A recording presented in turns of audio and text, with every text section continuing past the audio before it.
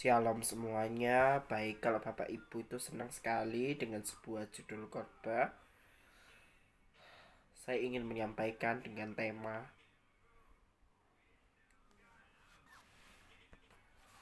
sebuah tema lalang di antara gandum.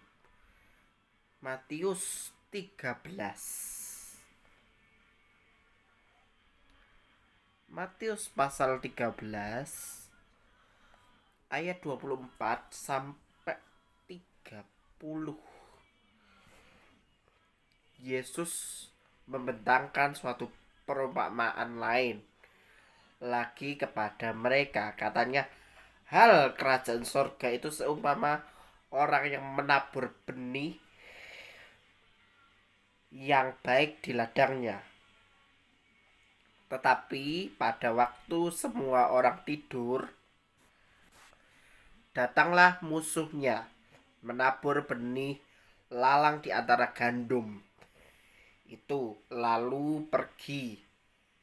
Ketika gandum itu tumbuh dan mulai berbulir, nampak jugalah lalang itu.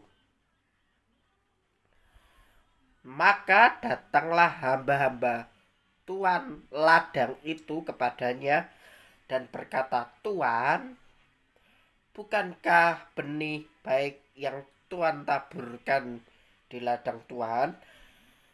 Dari manakah lalang itu? Ayat 28 dikatakan bahwa jawab Tuan, seorang musuh yang melakukannya lalu berkata hamba-hamba itu kepadanya, jadi maukah Tuan supaya kami pergi mencabut lalang itu? Ayat 29, tetapi ia berkata, jangan, sebab mungkin gandum itu ikut tercabut pada waktu kamu mencabut lalang itu. 30, berikanlah keduanya tumbuh bersama sampai pada waktu menuai.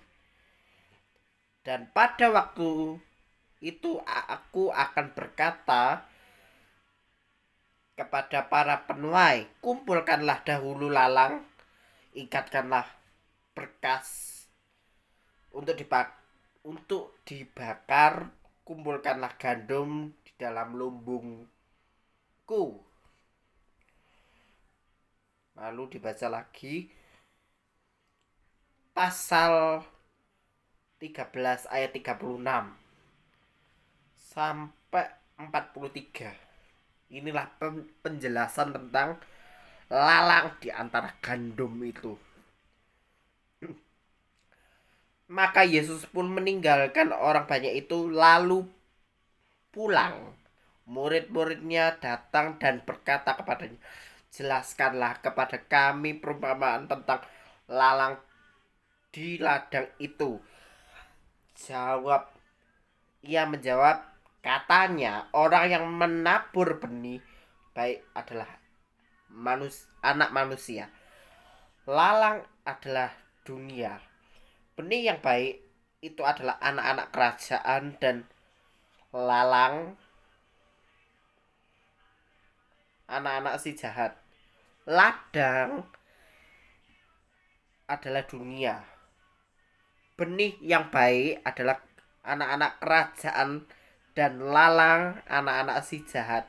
Musuh yang menaburkan benih lalang ialah iblis. Waktu menuai ialah akhir zaman, dan para penuai itu adalah malaikat.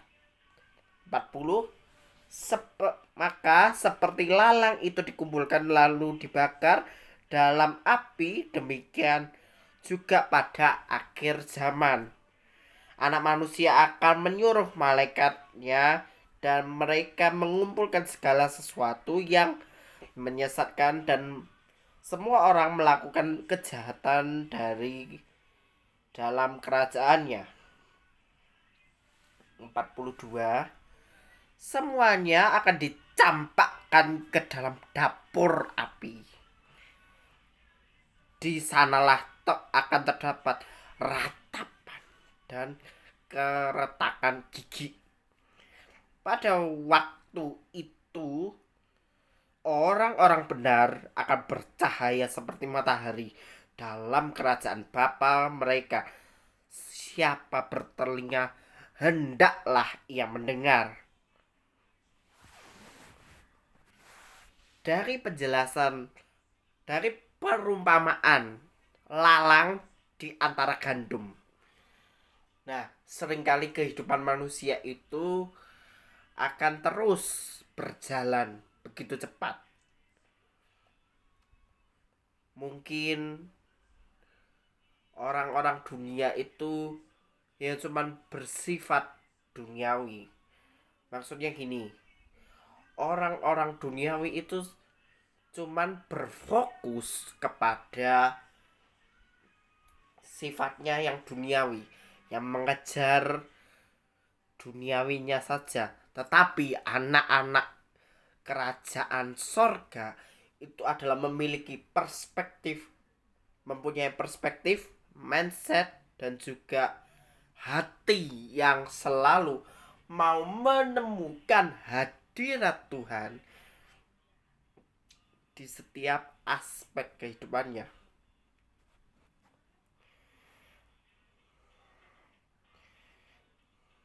Nah, kalau kita seperti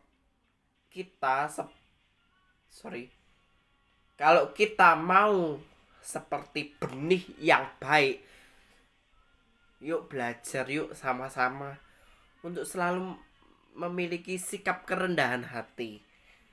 Jangan mau menjadi anak-anak yang duniawi, yang memikirkan sifat-sifat duniawinya aja. Jadi ngejar terus kekayaan, kedudukan, apapun yang bersifat duniawi. Tuhan itu ingin loh saudara ya, bahwa anak-anak Tuhan itu ingin bahwa kehidupannya itu lebih baik ketika ia mau turut andil dalam pekerjaannya Tuhan.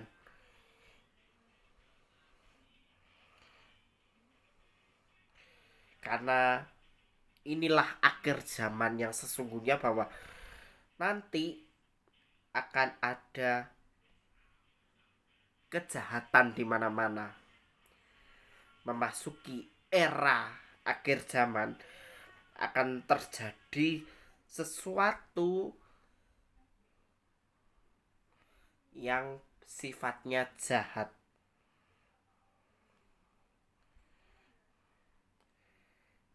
Jadilah manusia yang selalu, ya saudara ya, yang mau seperti benih kecil yang baik,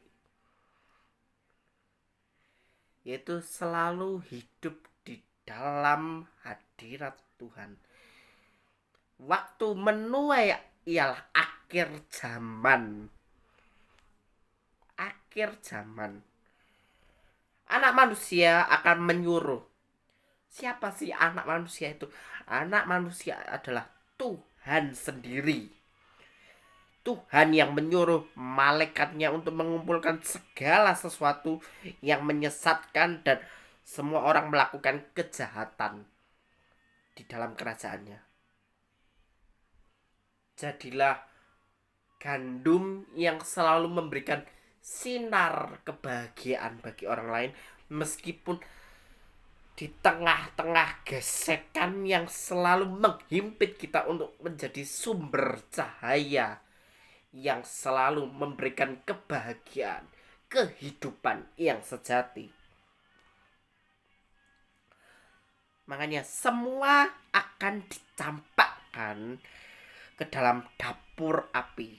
Nah, maksudnya gini, dapur api yang sesungguhnya ketika nanti kita dikumpulkan di satu momen besar-besaran, momen akbar, dimana kita dipertemukan langsung kepada orang-orang yang kita kasih. Nah, dari situ kita dapat merasakan nanti akan ada dapur api penyucian. Dapur api penyucian di mana semua orang itu dikuduskan terlebih dahulu supaya bisa berkumpul di dalam kerajaan sorga. Dan pada waktu itulah orang-orang benar itu akan bercahaya seperti matahari di dalam kerajaan Bapa mereka. Siapa bertelinga hendaklah ia mendengar. Perkataan ini itu sering kali diucapkan di kitab Wahyu.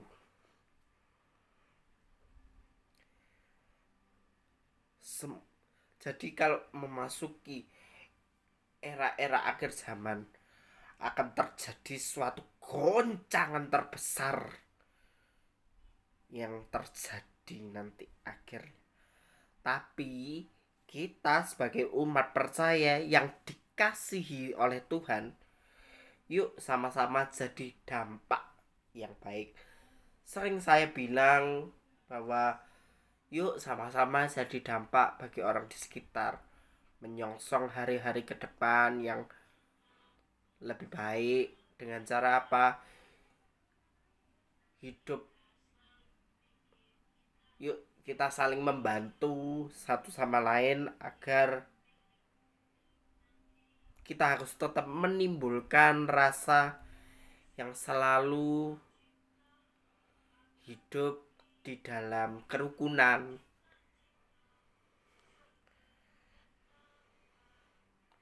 Karena inilah momen-momen era-era akhir zaman yang sesungguhnya, di mana ada suatu gesekan,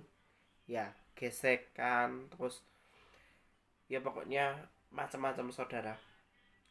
Orang akan selalu membuat kejahatan macam-macam. Tetapi kita sebagai umat percaya yang sudah dipercayakan oleh Tuhan mengelola kehidupan ini, kita adalah pekerja-pekerjanya Tuhan. Kita harus tetap setia kepada Tuhan senantiasa sampai pada akhir zaman. Ayat 38, ladang adalah dunia, benih yang baik itu adalah anak-anak kerajaan, dan lalang adalah anak-anak si jahat. Maksudnya adalah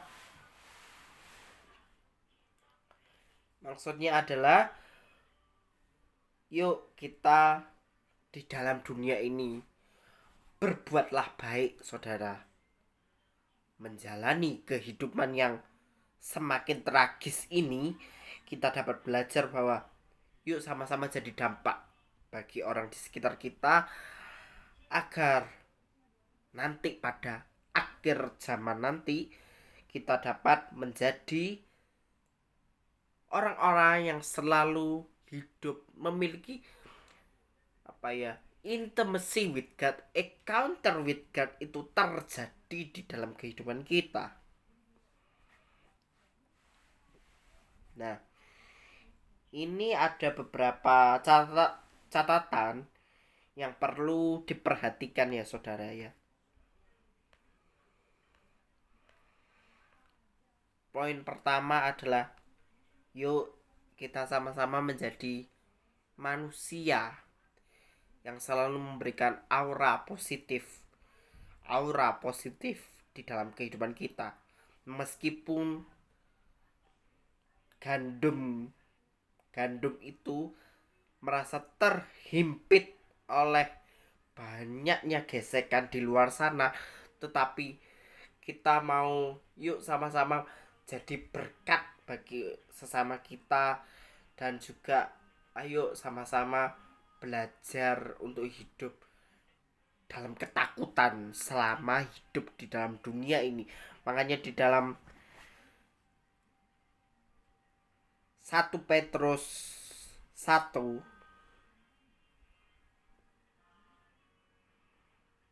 Petrus 1 ayat 16 dan 17 dikatakan bahwa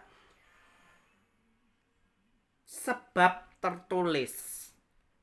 Kenapa Yesus itu selalu berbicara sebab tertulis? Karena dia ingin bahwa ya memang Alkitab ini adalah fondasi kita untuk selalu mengaktifkan iman kita yang kuat itu kepada Kristus. Karena Tuhan itu ingin bahwa umat-umatnya selalu mendekat kepada hadirat Tuhan itu. Oke, dibaca yuk 1 Petrus 1 ayat 16. Sebab tertulis, kuduslah kamu sebab aku kudus. Dan jika kamu menyebutnya Bapa, yaitu Dia yang tidak memandang muka, menghakimi semua orang menurut perbuatannya, maka hendaklah kamu hidup dalam ketakutan selama kamu menumpang di dalam dunia ini. Ya, sama seperti tadi yang saya bicarakan bahwa yuk kamu harus menjadi dampak. Kamu harus mempunyai ketakutan yang lebih kuat selama kamu menumpang di dalam dunia ini. Bahwa kehidupan yang sejati adalah hidup menurut firman Tuhan yang sejati dan hidup yang selalu memberikan aura positif kepada lingkungan sekitar. Kembali lagi,